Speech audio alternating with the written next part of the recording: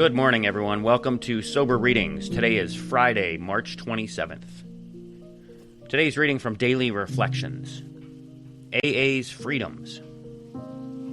We trust that we already know what our several freedoms truly are, that no future generation of AAs will ever feel compelled to limit them. Our AA freedoms create the soil in which genuine love can grow. That is from The Language of the Heart, page 303. I craved freedom. First, freedom to drink. Later, freedom from drink.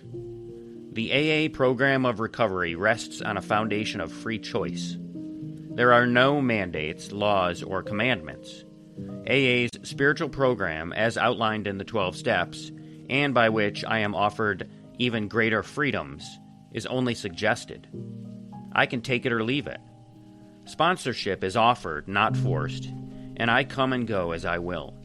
It is these and other freedoms that allow me to recapture the dignity that was crushed by the burden of drink, and which is so dearly needed to support an enduring sobriety.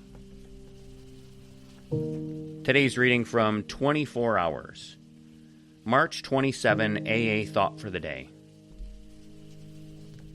You get the power to overcome drinking through the fellowship of other alcoholics who have found the way out. You get power by honestly sharing your past experience by a personal witness. You get power by coming to believe in a higher power, the divine principle in the universe which can help you. You get power by working with other alcoholics. In these 4 ways, thousands of alcoholics have found all the power they needed to overcome drinking. So ask yourself, am I ready and willing to accept this power and work for it? Today's meditation for the day. The power of God's Spirit is the greatest power in the universe.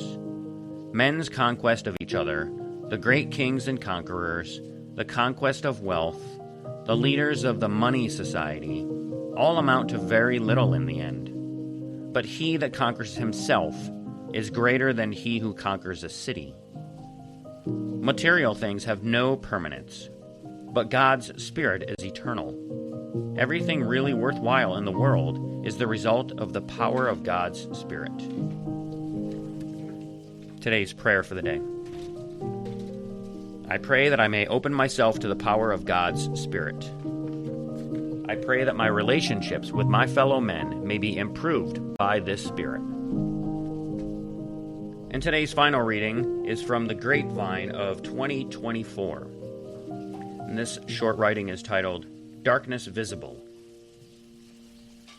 My drinking started when I was 17 years old. My friends and I got hold of some liquor and beer, which we drank in the back of my friend's truck bed. We sat drinking and smoking cigarettes. Everyone was getting pretty drunk, and although I was pretty far gone, I kept drinking that whiskey. When I came to the next morning and found my friends still passed out cold, I found some more whiskey and started drinking all over again. Something else happened to me when I was 17. I was diagnosed with bipolar disorder. I would get manic and would run around town all day long. My bipolar goes up and down, mania and depression. When I get depressed, I am tired and don't have any energy. In the summer, I get more manic and can just go and go. Then I would crash. It's hard to catch up on sleep after being manic. Bipolar makes me feel depressed, anxious, angry, paranoid, and have racing thoughts. Sometimes I felt suicidal. My mind is not always the best place to be. My thoughts come and go very quickly. My alcoholism has led me to many dark and fearful places. I was married once and would hide my alcohol from my wife in the toilet tank or under the mattress and thought she would never look. I would go into the bathroom several times in the early morning hours to take several pulls of whiskey. I remember thinking that this hell would never come to an end. My wife would yell at me constantly to stop drinking. I would always say, "Of course I will." But as the good alcoholic, I just drank more. Needless to say, finally got divorced because of my drinking. That hell I lived back then was not really a life at all. It was just an existence. I went from one blackout to another, from one drunk to the next. I've been given a chance to start over and to have a better life. My sponsor always tells me to go to meetings. I take his advice to heart. I love going to meetings because I always feel better afterward. I have many good friends in Alcoholics Anonymous. My doctor got me started on medication, and I have to take my blood tests to make sure my medications are at the right levels. I find that being sober with this condition makes life easier to live well. I don't get as angry. Still, my life can be hard.